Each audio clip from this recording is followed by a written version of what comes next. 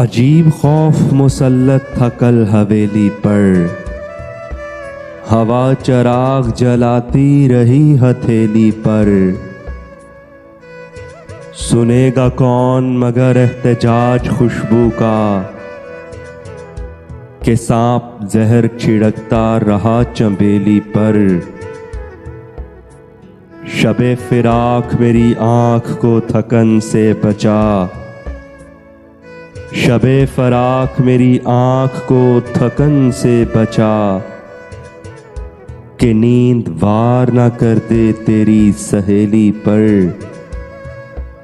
वो बेवफा था तो फिर इतना मेहरबान क्यों था।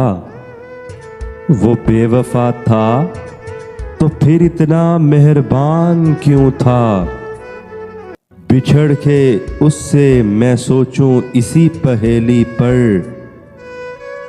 जलाना घर का अंधेरा चिराग से मोहसिन, जलाना घर का अंधेरा चिराग से मोहसिन।